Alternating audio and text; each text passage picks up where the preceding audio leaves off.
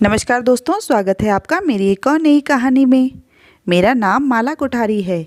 मेरे परिवार में मेरे सास ससुर संजय कोठारी और मालती कोठारी, मेरे पति सुमित कोठारी, मेरा देवर अमित कोठारी, छोटी ननद टीना और मेरे 2 बच्चे पीहू और लक्ष्य हैं। एक ननद और है जो मेरे पति से बड़ी है और वह भी अपने पति के साथ आज मेरी प्राथमिकताएं तय करने के लिए घर में मौजूद है। मेरी शादी आज से 7 साल पहले हुई थी। जब मेरी शादी हुई थी उस समय मैं सरकारी स्कूल में अध्यापिका थी, जो आज भी हूँ। उस समय यह उनके लिए गर्व की बात होती थी, पर आज ये इनके लिए मुसीबत बन चुकी है, क्योंकि अपना स्टैंडर्ड दिखाने के लिए बहू वर्किंग है बताने में बड़ा मज़ा आता है, पर उसके साथ साथ जो जिम्मेदारियां होती हैं वो निभाने में रोना आता है। मेरी सैलरी लेना कभी किसी को बुरा नहीं लगा, पर मेरी मदद करना, और उसी का नतीजा था कि आज सब लोग एकत्रित हुए थे। आज सुबह से ही घर में सब लोग एकत्रित थे और बैठकर मेरी प्राथमिकताएं तय कर रहे थे, क्योंकि उनके अनुसार मैं कभी भी कोई काम समय पर नहीं करती। इस कारण से शिकायतों का पोटला भी खोला जा रहा था। जब वे लोग मेरी प्राथमिकताएं तय कर रहे थे, उस समय उन लोगों को चाय नाश्ता पकड़ाने का काम भी मेरा ही था। बस मुझे ऑर्डर दे दिया जाता था और मैं एक आदर्श कर्मचारी की तरह वह सब सामान उन तक पहुंचा देती थी। पर फिर भी मैं कभी उस घर की जिम्मेदार सदस्य नहीं रही। पहले तो बड़े लोगों का कहना था कि इसके माता पिता को भी बुला लिया जाए तो कम से कम फैसला पारदर्शी रहेगा। फिर पता नहीं क्या सोचकर उन लोगों ने मेरे माता पिता को नहीं बुलाया, बस मेरे भाई अखिलेश को बुलाया था, जो कि उम्र में मुझसे 5 साल छोटा था और फिलहाल नई नई नौकरी पर लगा था। स्कूल जाने से पहले जैसे हम हमारा होमवर्क करते हैं, उसी तरह मेरे भाई के आने से पहले किसको क्या बोलना है उसी पर कार्य किया जा रहा था। सब अपनी अपनी पोटली में से अपनी अपनी शिकायत बाहर निकाल रहे थे। सबसे ज़्यादा शिकायत की भरमार तो मेरी सासू माँ और मेरे पति को ही थी। बाकी सबकी शिकायत तो मिर्च मसाले की तरह थी, पर फिर भी मैं चुपचाप काम कर रही थी। पता नहीं क्यों आज मेरे मन में कोई घबराहट नहीं थी, पर इतना ज़रूर है कि मेरे मन में कुछ तो चल रहा था, जो शायद थोड़ी देर बाद बाहर आने वाला था। इतने में अखिलेश घर आ गया। मैंने ही जाकर दरवाज़ा खोला। हर बार हंसकर मुस्कुराकर गले लगाने वाला भाई आज चुपचाप मौन होकर मेरी तरफ देख रहा था। उसने कुछ नहीं कहा, मैंने भी कुछ नहीं कहा, और उसे लेकर मैं उस कमरे में चली गई जहाँ सब लोग एकत्रित थे।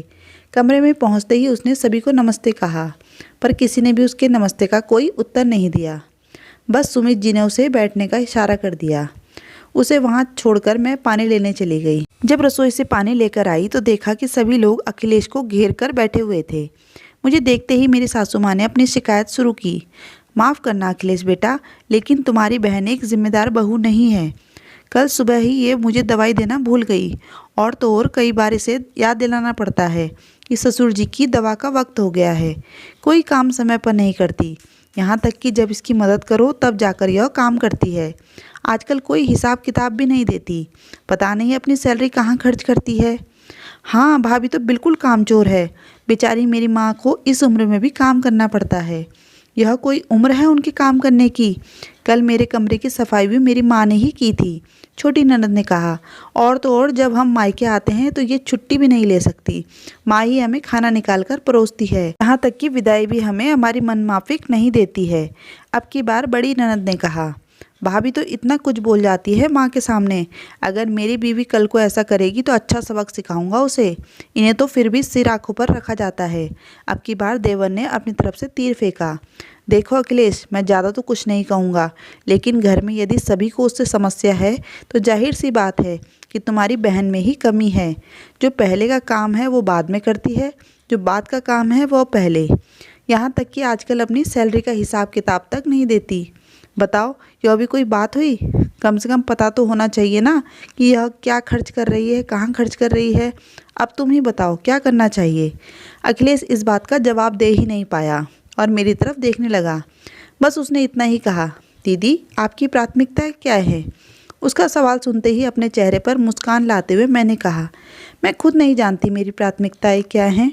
मेरी प्राथमिकताएं तो ये लोग तय करते हैं। मेरी सास अभी 55 साल की है। पहनने ओढ़ने घूमने फिरने के मामले में ये अभी भी जवान हैं। बस दवाई लेते समय या काम करते समय बुज़ुर्ग हो जाती हैं। वो अपनी सुविधा अनुसार मेरी प्राथमिकताएं तय करती हैं। मेरी छोटी ननद जो घर में कभी भी काम करना पसंद नहीं करती, यदि एक दिन उसके कमरे की सफाई उसकी माँ कर दे तो उसे बुरा लग जाता है। वो मेरी प्राथमिकता तय करती है। मेरा देवर जो कुछ भी सुना देता है, खुद अपनी माँ और बहन को सम्मान नहीं देता, पर अपनी आने वाली बीवी को सबक सिखाने की बात कर रहा है, वो मेरी प्राथमिकताएं तय करता है। मेरी बड़ी ननद जो मायके आती है तो अपनी वर्किंग भाभी से ये उम्मीद करती है कि वो छुट्टी लेकर उसके पास ही बैठी रहे, जबकि खुद अपनी माँ के कमरे में बैठकर पंचायती करती रहती है और भूलकर अपनी भाभी की मदद तक नहीं करती। साथ ही जो खुद अपनी ननद को कुछ देना पसंद नहीं करती, अपने घर बुलाना पसंद नहीं करती, वो मेरी प्राथमिकताएं तय करती है। मेरा पति मेरी ही सैलरी में से हिसाब किताब पूछता है, जबकि उसे अच्छे से पता है कि मेरी सैलरी का आधा हिस्सा इन लोगों के लोन भरने में जाता है और कुछ हिस्सा बच्चों की फ़ीस में। वो भी मेरी प्राथमिकताएं तय करता है। सच कहूँ तो मेरी प्राथमिकताएं वो हैं जो मेरी अपनी हैं ही नहीं, उसे भी तय करने वाले कोई और हैं, और फिर कहते हैं कि यह कोई काम ढंग से नहीं करती। देखना भाई, सुबह से ये लोग बैठकर पंचायती कर रहे हैं और मैं अकेले घर में काम कर रही हूँ। इन सब ने नाश्ता भी कर लिया, पर मुझे अभी तक चाय भी नसीब नहीं हुई। पर फिर भी ये लोग मेरी प्राथमिकता ढूंढ रहे हैं। इन सबको सेवा चाहिए, सेवा करने वाली चाहिए, पर बोलने वाली बहू किसी को पसंद नहीं। अब समझ में आ चुका है कि बहू के खिलाफ तो हर किसी को हमेशा शिकायत ही रहती है। तो सच कहूँ भाई, अब मेरी प्राथमिकता मेरा अपना सम्मान है, स्वाभिमान है। अगर उसकी कद्र करोगे तो ही साथ दूंगी, वरना मैं अकेले भी खुश हूँ। सेवा करती हूँ तो सम्मान भी चाहिए। दो बातें ना सुनूंगी। अपनी सैलरी का अधिकतर हिस्सा तुम पर खर्च करती हूँ तो कुछ अपने लिए भी रखूंगी। आखिर मेरा भी भविष्य सुरक्षित होना चाहिए। जब तुम जानो और ये लोग जाने, मैंने अपनी प्राथमिकताएं बता दी हैं और इसमें अब कोई बदलाव न करूंगी। मेरे जवाब को सुनकर किसी ने भी मेरे खिलाफ बोलने की हिम्मत नहीं की। सचमुच इतना कुछ बोल लेने के बाद दिल में बड़ा सुकून था। साथ ही आज मैं आत्मविश्वास में लबालब भर चुकी थी, क्योंकि अब मैं अपनी प्राथमिकताएं जानती हूँ और घर वालों को भी बता चुकी हूँ। दोस्तों, आज की कहानी के बारे में आपके क्या विचार हैं, हमें कमेंट में ज़रूर बताइएगा। कहानी पूरी सुनने के लिए धन्यवाद।